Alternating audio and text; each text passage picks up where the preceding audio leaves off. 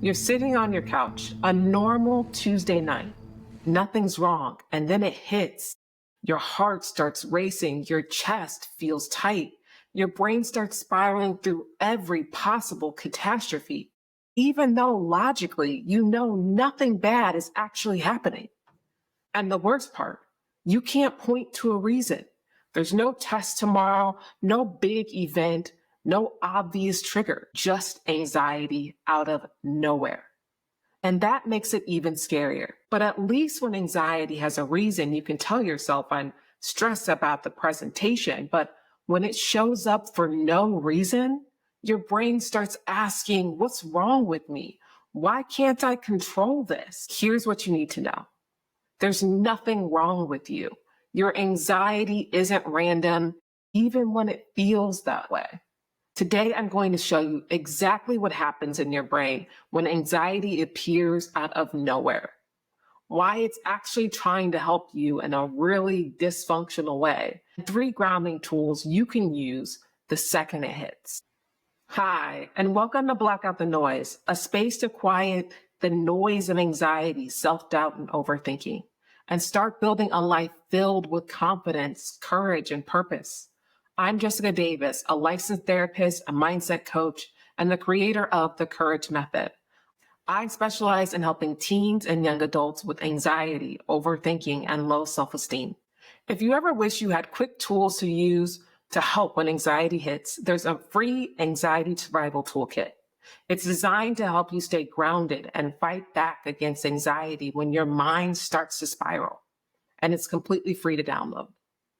Also, before we dive in, I want to remind you, this podcast is here to support and guide you, but it is not a replacement for talking to someone in real life. If you are struggling with your mental health, please reach out to a therapist. And if you're in a crisis, contact emergency services or a local helpline. You don't have to go through it alone. All right, let's talk about why anxiety shows up uninvited and what to do when it does. Here's what most people don't understand about anxiety. It doesn't need logical reason to show up. It just needs a trigger. And sometimes that trigger is invisible to you. Let me explain what I mean by that. Your brain has a part called the amygdala.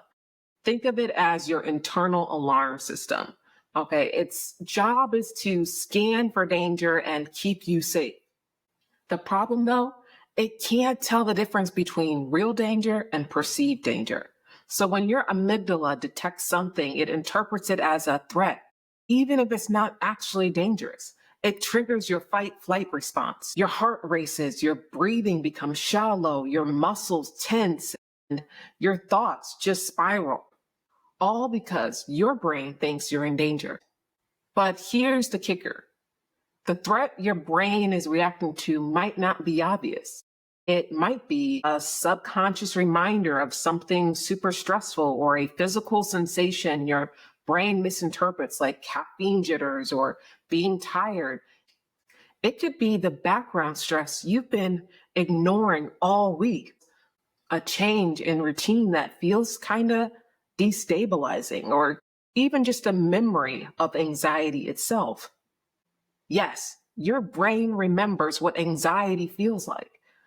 And sometimes it triggers the same response just from the memory. So when anxiety shows up for no reason, what's really happening is your brain has detected a threat, but you're not consciously aware of what it is. And here's where it gets worse, sadly, but stay with me. It will get better. Once anxiety starts, your brain does this thing where it looks for reasons to justify the feeling. Why am I anxious? Is something wrong with me? Did I forget something? Is someone mad at me? Am I in danger? And because your brain is designed to solve problems, it creates scenarios, most of them catastrophic. Thank you, brain. Not really. To explain the feeling, though, that's the spiral. You're not anxious because of those thoughts. You're having those thoughts because you're anxious. The anxiety came first. The thoughts are your brain just trying to make sense of it. If you feel like your anxiety is random and unpredictable, I promise you, you are not alone. Here's why it happens so frequently. 1, accumulated stress. You might not have one big stressor, but you can have tons of small ones. And your brain can only handle so much before it hits its threshold. 2, physical triggers. It could be a lack of sleep, too much caffeine, low blood sugar, dehydration. All of these can trigger symptoms that your brain then interprets as danger. 3, avoidance patterns. When you've been avoiding uncomfortable feelings or situations, your brain eventually forces you to deal with them through anxiety. It thinks it's helping. 4, hypervigilance. If you've been anxious a lot, your brain gets stuck in threat detection mode. It starts seeing threats everywhere, even when there aren't any. So, no, your anxiety isn't random. It's just responding to things you can't always see. And that's actually the good news, because once you understand what's happening, you can start to respond differently. Real quick, have you ever had anxiety show up out of nowhere and you couldn't figure out why? Please drop a comment and let me know what was happening. Was it a stressful week? Was there a lot of caffeine that week? Were you having trouble sleeping? Was it feeling like just a random day? I read every comment and I want to hear about your experience. Okay, so what's your anxiety trying to tell you? Here's the part that might surprise you. Anxiety isn't the enemy. It's just a really bad communicator. The worst communicator, in all honesty. When anxiety shows up as trying to tell you something, usually one of those things is you're overwhelmed. You've been pushing through and ignoring your limits. Your brain is forcing you to try and slow down. It might also be telling you you're avoiding something. There's an uncomfortable feeling, a conversation, or a decision you've been putting off. Anxiety is the pressure building up. You're not safe right now. And I don't mean that physically, I mean emotionally. Maybe you're in an environment that doesn't feel secure, or around people who make you feel judged or even on edge. Or it could be you need to take care of yourself. You're running on empty, you're not getting enough sleep, or you're not even resting. And I don't mean resting in the point of sleeping, I mean resting in the point of restoring yourself. Not enough of what actually nourishes you. It could be something unresolved. There's a situation or feeling you haven't processed. Your brain keeps bringing it back up until you address it. And anxiety will do that over and over again. If you've ever had something where you're like, I need to get this done, and you haven't been doing it, thank you, anxiety, for the reminder on the hour, every hour to get it done. The problem is, though, is anxiety doesn't say these things clearly sometimes. It just screams like danger and hopes you figure it out. So instead of fighting your anxiety or asking, why is this happening to me? Try asking, what is this trying to tell me? Because when you start listening to anxiety as information instead of treating it as an attack, everything changes. If you've been feeling overwhelmed right now and thinking, okay, but what do I actually do when anxiety hits? Go download the Anxiety Survival Toolkit. It's specifically designed for moments when anxiety shows up out of nowhere and you need something concrete to help you calm down. And if there's information that you specifically wish I would cover, it could be social anxiety, panic attacks, or building confidence, please comment it below. I will read every message and I want to create content that actually helps you. Now, I want to go over 3 grounding tools for when anxiety hits. 1, the candle breath. When anxiety hits, your breathing gets shallow and you're stuck in your chest. This tells your brain you're in danger, which makes your anxiety feel worse. But here's a fix, and it's so simple. I actually really love this, and I truly do hope you try it. Imagine there's a candle in front of you. If you want to, you can picture it as like a cupcake with the candle, or a cake that you're blowing out, or a candle that you just love and the smell is so great, but you're going to breathe in through your nose like you're smelling the candle.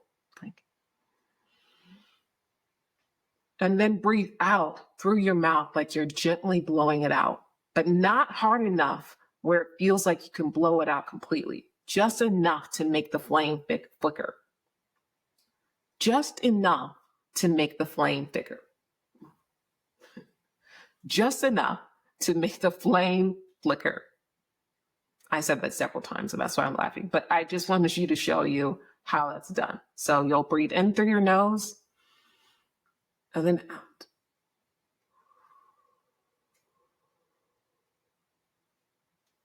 Right? Or not? No, we don't want that. We don't want a hard blowout. We want to try and control it as we're doing it. That's it. Nothing too hard. You can do that for 5 to 10 breaths. This is why it works. When you slow your exhale, you activate your parasympathetic nervous system. That's part of your brain that calms you down. You don't have to count. You don't have to remember a pattern. You just have to visualize a candle and breathe. And if the candle doesn't work for you, you can try this. Breathe in like you're inflating a balloon, then let the air out of the balloon slowly. Same effect, just a different visual. 2, cold water reset. Now, I am a person, I really can't stand the cold, but this would help so much. This one's immediate and physical. When anxiety spikes, go to your nearest sink and run cold water over your wrists for 30 seconds, or splash your face with cold water. Or if you can, if you have ice cubes available, hold the ice cubes in your hand.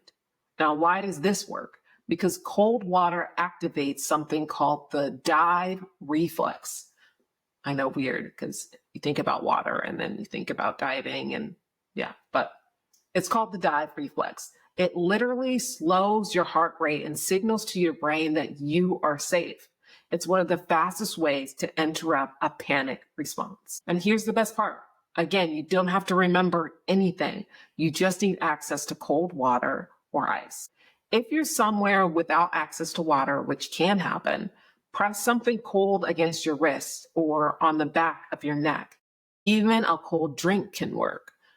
Number 3, the body shakeout. This one I left for number 3 for a reason, because I think oftentimes it's hard for people to want to move their body in this type of way. They feel silly or dumb. And for that reason, I'm going to do it just to make sure that we can all be dumb together or look stupid together and not care. When you're really in an anxious moment, moving your body can help so much. So, number 3, the body shakeout. Anxiety gets trapped in our body. Your muscles tense, your shoulders creep up, your jaw clenches, and when your body tenses, your brain stays on high alert. So here's what to do.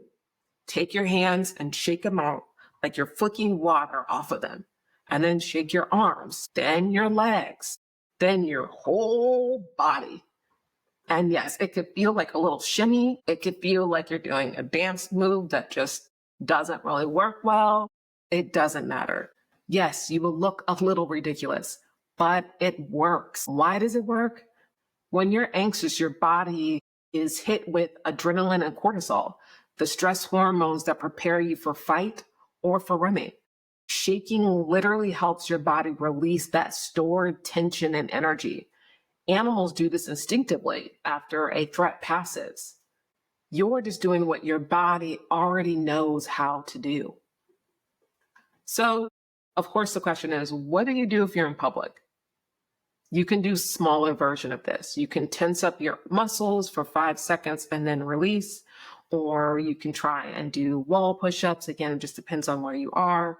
You can even squeeze your fist tight and then release. And that's something you can do under the table without anyone even noticing. The goal is to remove the trapped energy out of your body. The key to all 3 of these, they're physical, not cognitive. When your brain is spiraling, the last thing you need to try to do is remember a complicated technique. I have found that that is really difficult for clients to do. and they just forget about it. But these are easier to remember and follow through with and do quickly because they're simple, they're visual, and they are immediate. Here's what I want you to remember as you move through this week. Anxiety showing up for no reason doesn't mean there's something wrong with you. It means your brain is doing its job, maybe just a little too well. It's trying to protect you. It's trying to get your attention. It's trying to tell you something. And when you stop treating anxiety as an enemy and start treating it as information, you can finally start responding to it differently. You don't have to fix it. You don't have to fight it. You just have to listen, ground yourself, and remind your brain, I'm safe, I'm here, I'm okay, because you are, even when anxiety says otherwise. If this episode helped you make sense of your anxiety, even a little bit, please share it. Share it with a parent who doesn't quite understand why you get anxious for no reason, or share it with a friend who keeps saying, I don't know why I'm like this, or maybe you're a parent listening. Share it with your teen who's struggling and doesn't know how to explain what they're feeling. Because sometimes the hardest part of anxiety isn't just the anxiety itself, it's trying to make other people understand it. And if you want to keep learning more about managing your anxiety, I've got another video for you that we go deeper. Click right here for the next. Click right here to watch it next. And while you're here, hit that like button, subscribe if you haven't already, and drop a comment letting me know what resonated with you. Your engagement helps more people find this type of content and realize that they are not alone. Thank you for showing up even when anxiety makes it hard. Until next time, keep moving forward, trust yourself, and never forget, you have what it takes to block out the noise.